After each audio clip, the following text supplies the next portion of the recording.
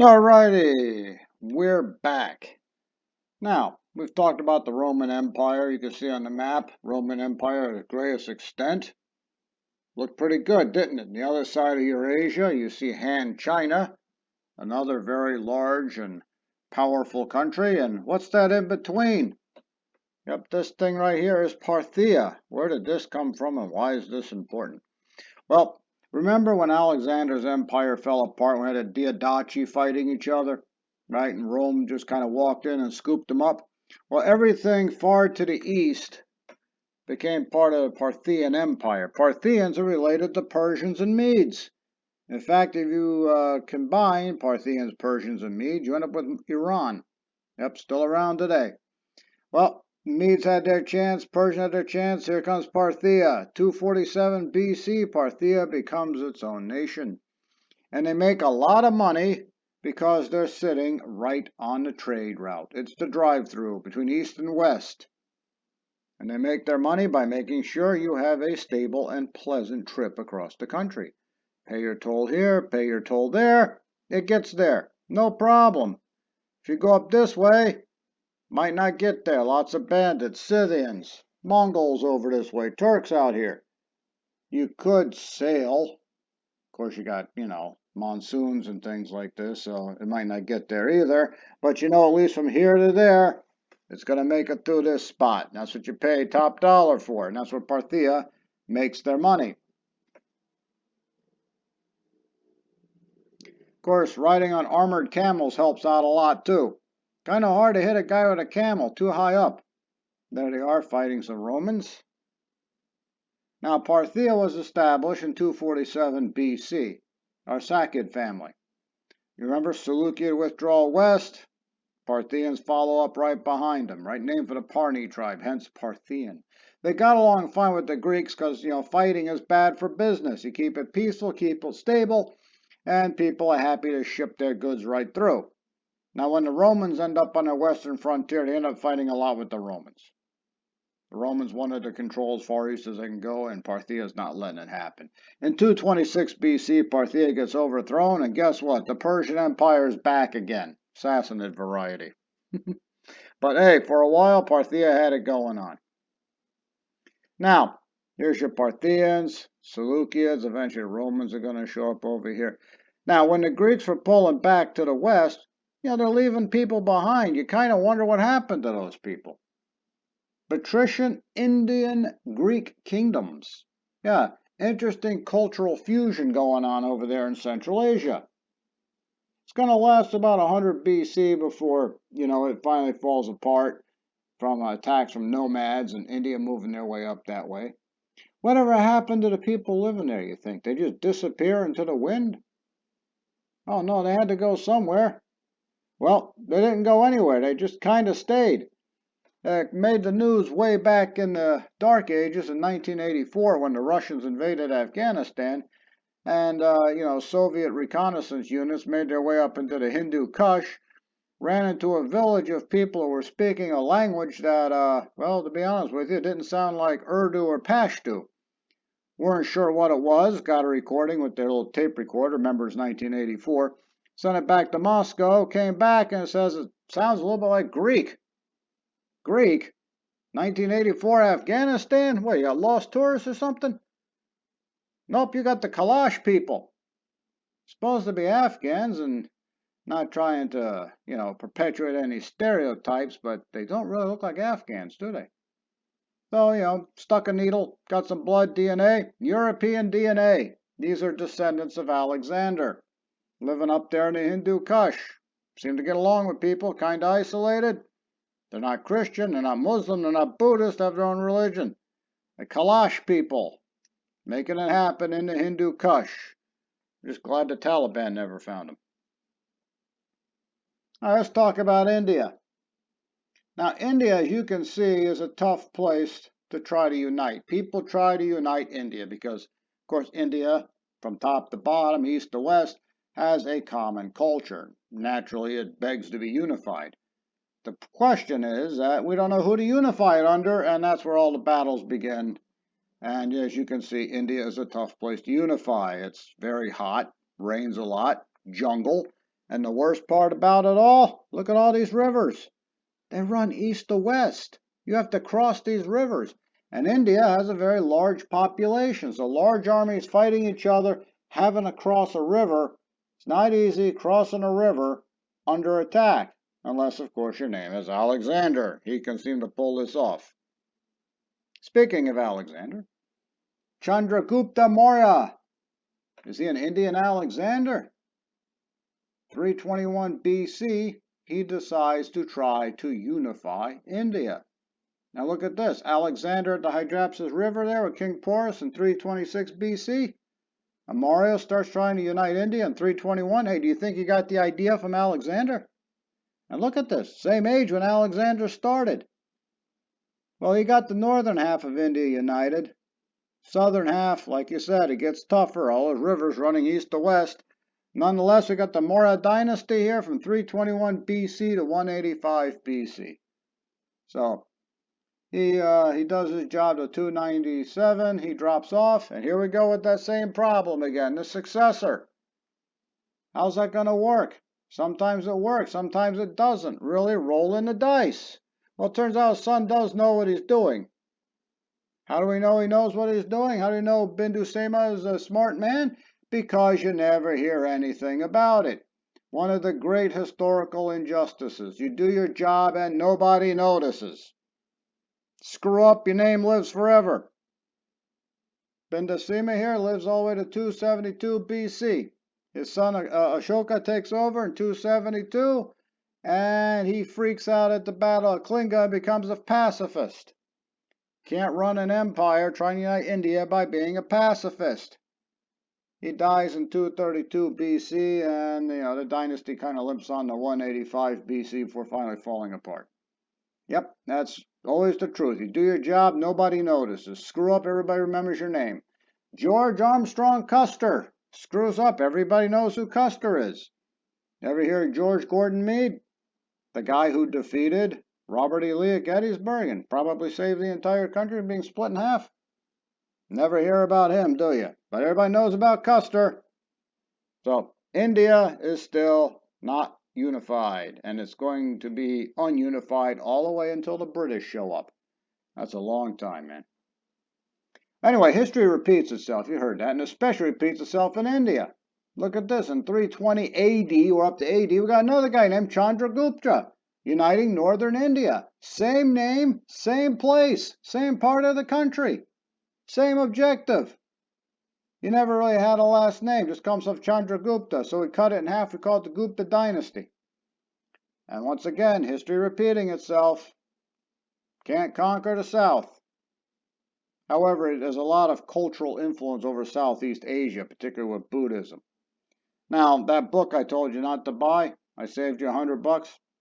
It says the dynasty was destroyed in 550 AD by an invasion of the Huns. Mr. H says, what do you mean Huns? Yeah, what do you mean Huns? You know who the Huns are. Exactly. Attila the Hun, he's been dead 100 years. The Huns didn't make it over to India. There are two other groups called the White Huns and the Black Huns, but they are not over in India. They're way up there in Central Asia. So if they went to India, they must have been taking a tourist trip or something. Anyway, important thing to know here, the Gupta dynasty, 320 to 550, just like Chandragupta dynasty. Same objective, unite India, start in the same place, northern India. Same result, unite the north, can't take the south, falls apart. Good thing to know about India.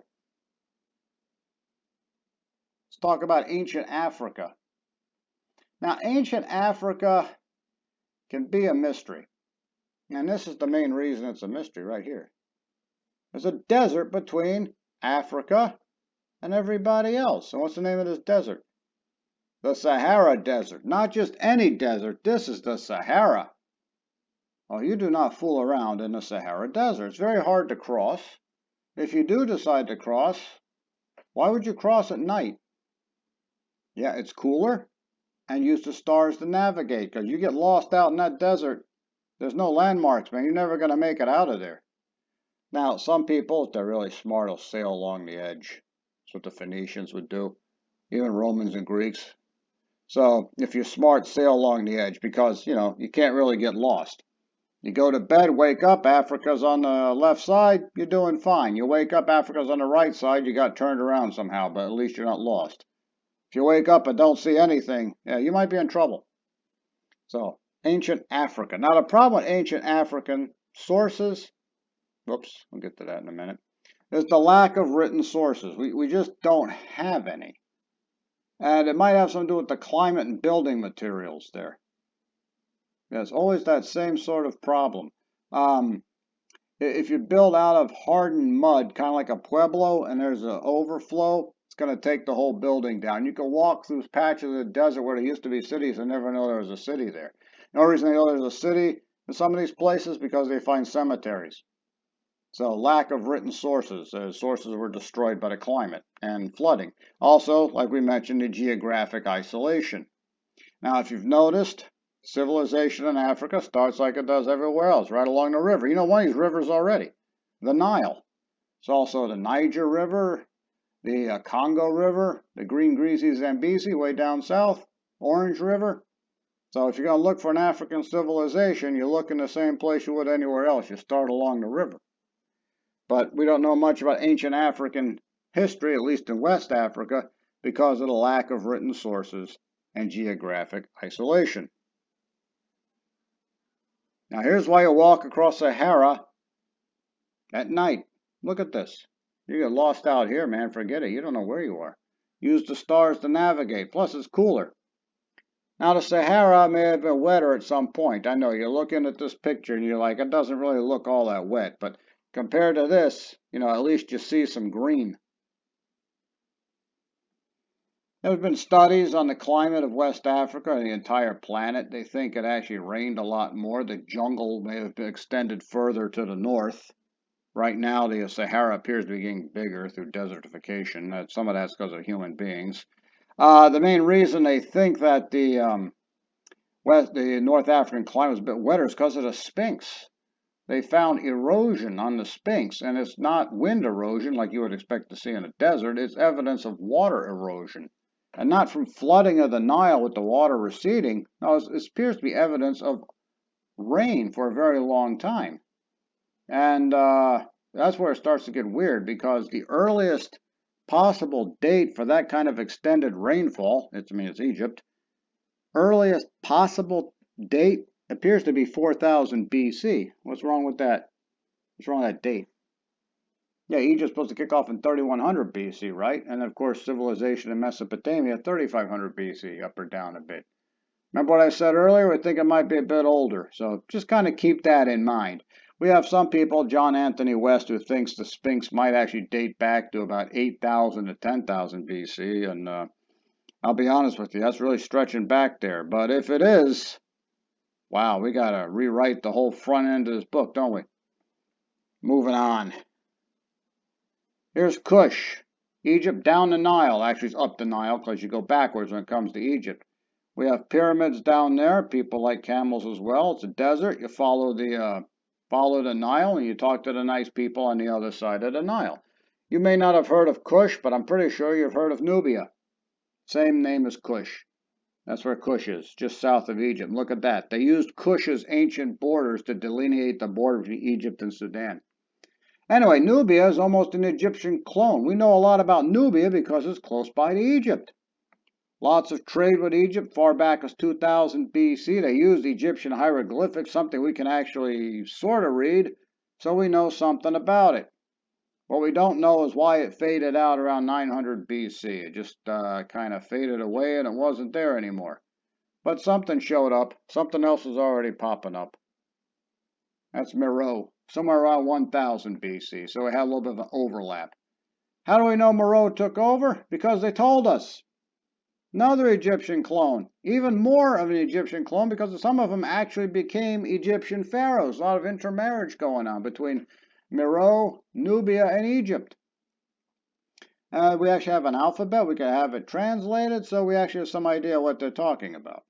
Meroe lasts to about 400 AD. Romans conquer Egypt, and Meroe kind of dissipates. Now, before Meroe dissipates, they look to the skies for salvation, and they decide to look to the gods. They decided that's too complicated. Let's just have one God. Here we are. The lion god, Adamek. Did I say that right? Apedemek, I'm sorry. Apedemek. Built 46 temples in 1 century. That says Meroe is fairly well organized. The lion god. Why the lion god? If you're looking for a strong animal, can't go wrong with a lion, especially in Africa. Well, Meroe's going to kind of fade out anyway, so I guess Apedemek didn't quite make it. He still lives on today as a t-shirt in some places. We continue working our way up the Nile, and we find a place called Axum.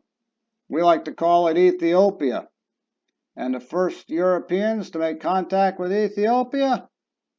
Yep, the Greeks. Way back there around 1300 BC. Some of us sailed down the Red Sea and said hello to Ethiopia. Well, by 330 AD, the Christian kingdom of Askum, or we like to call it Ethiopia, is working its way up the Nile. Take a good look at this map. You see something that looks kind of familiar? Especially Lord of the Rings fans? See something in there? Take a good look. There we are. Gondor. Where do you think Tolkien got that name from? Yep, stole it right out of Ethiopia. Do what you gotta do, right? Well, Ethiopia becomes Christian in 330 AD, same time Constantine is, creating his new capital in Constantinople, 7 years away from being baptized, remember that? And these are the Crusades you never hear about. During the Middle Ages, the Orthodox Ethiopians are fighting with a lot of Islamic nations. They hop across into the Arabian Peninsula, into what's Yemen and Saudi Arabia. Somalia is Muslim, so Ethiopia and Somalia are fighting it out. Still are to this very day.